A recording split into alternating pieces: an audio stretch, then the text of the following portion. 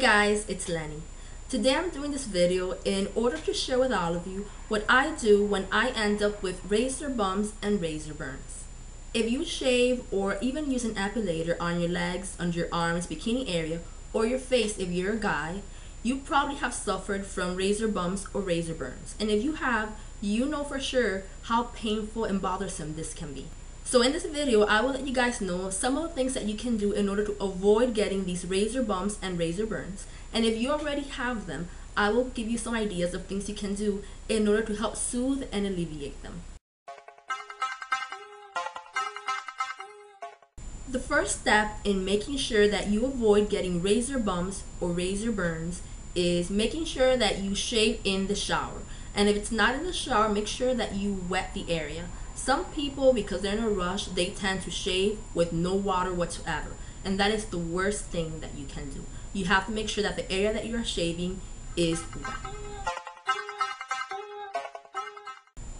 The next thing you need to do is make sure that you clean the area well. Make sure that you get rid of any dirt, oils, or bacteria that might be in the area. So the best thing that you can do is to use an antibacterial soap. If you don't, then just go ahead and use any soap that you normally use in order to clean your body when you're showering. So one of the things that you can do is to use one of these in order to scrub the area well. And you can always go ahead and apply a scrub, any scrub. This is one of my favorite scrubs from Tree Hut Sugar Buddy Scrub from Walmart. And what a scrub will do is that when you scrub it, it will make sure that it removes any hairs that you might have stuck underneath your skin in order to avoid any ingrown hair. Now the next thing that you want to do is to apply some sort of oil to your skin in order to make sure that the razor glides on that area that you are shaving. So for example, one of the oils that I like to use is this one from Palmer's Cocoa Butter Formula Skin Therapy Oil. And this is what it looks like. I've used up a lot, as you can see. The only negative thing about using this oil is that it will end up on your shower. The floor will feel kind of sticky or maybe even somewhat slippery, so you have to be very careful when you use this in the shower. Doing this will really help you achieve a smooth shave. Two other oils that I've used on my legs when I shave are sweet almond oil, which you can buy at any natural food store such as the Vitamin Shop, or you can also use organic coconut oil. This is the one that I use sometimes. It's like a cream, but once you put it on your hands, it melts immediately and it turns into a nice touch. The next and very important step is to choose a good shaving cream. Now when you choose a shaving cream, try to avoid choosing the ones that are the cheapest. You have to choose the one that has good ingredients in them. One of the ingredients that you want to make sure that your shaving cream has inside is glycerin. And this is a very affordable shaving cream that has that particular ingredient in. So it will make the shaving process very smooth and easy for you, and the razor will just glide on your legs. This is the Skintimate Skin Therapy for sensitive skin, and it has vitamin E. Another shaving cream that I definitely recommend is this one. Actually, this is not a shaving cream, this is a shaving gel. And this is the one from Bikini Zone Anti-Bumps Shave Gel. It says that it fights bumps and irritation for smooth skin. I can definitely say that it definitely does what it says, because I've used this especially on my thigh area. That's an area where hairs tend to grow in different directions, and it's very easy for me to end up with razor bumps or razor burns on my thighs. So I usually, since it's such a small container, I apply this on my thighs in order to achieve a nice smooth shave, and then on the rest of my legs I apply this shaving cream.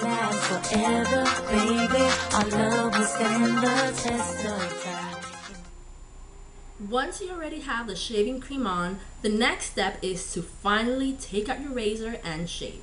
Now, when you select a razor, any razor that you choose, the most important thing is to make sure that it's a new razor.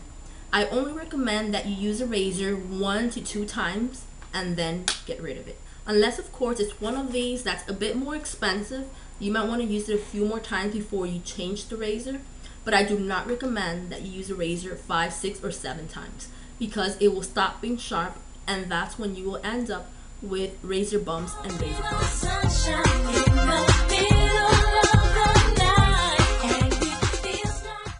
One of the things that I've read about that they recommend in order to avoid razor bumps and ingrown hairs is to shave the hairs in the same direction that they grow. So if the hairs grow down, you need to shave down. Okay, if the hairs grow to the side, then you have to shave to the side in the same direction that the hairs grow. That is a good technique that you can do. However, that technique doesn't work for me because if I shave in the same direction that the hairs grow, my legs will not feel smooth at all. So I have to shave in the opposite direction in order to achieve a close shave and achieve smoother, silkier legs. However, I recommend you guys to try both techniques and see which one works best for you. Now, once you're out the shower, you might be one of those lucky individuals who has no problems with your legs or whatever area you shaved. But maybe you're one of those individuals who tends to itch a lot and you have to rush out of the shower in order to apply something. Now, something I'm going to mention is do not apply alcohol in order to alleviate that itchiness that you might be feeling. A lot of people tend to do that, but alcohol is not a good solution. That will only make the razor bumps and razor burns worse. So one of the things that I apply on my legs after I shave, whether I feel itchy, whether I have razor bumps or razor burns, no matter what, I always apply this, and it's aloe vera. This is the same one that people apply when they have sunburn. And the good thing about this one that I bought at Walmart a while back is that it contains 3 essential ingredients, and those ingredients are aloe vera, lidocaine, and tea tree extract. Those 3 ingredients are very good, and they tend to help you soothe and alleviate your legs or whatever area you shaved once you've shaved if you have razor bumps or razor burns. And make sure that you have it in the refrigerator. Like right now, this one is cold, and that cold sensation on your legs after you shave is going to feel amazing, guys. And just apply, a generous amount all over the area that you shaved.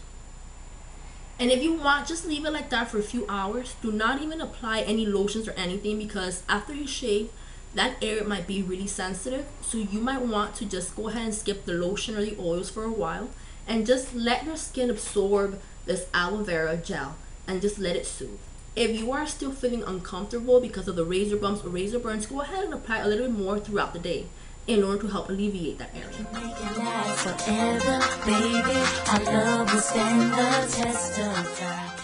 Now you're probably wondering, what can I do if I have really bad razor bumps or razor burns and they are really bothering me, they're itchy? Well, if that's the case, you need to treat those razor bumps and razor burns as if they were an infection, because that's somewhat what they are.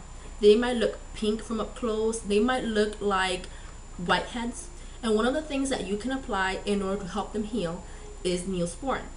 I did not buy Neosporin for myself because Neosporin is kind of expensive, but I bought another cream which contains the same exact ingredients as Neosporin. And this one I got at Walmart for about $3 something. And this one is called Triple Antibiotic Ointment. And it says that it's first aid to help prevent infection in minor cuts, scrapes, and burns.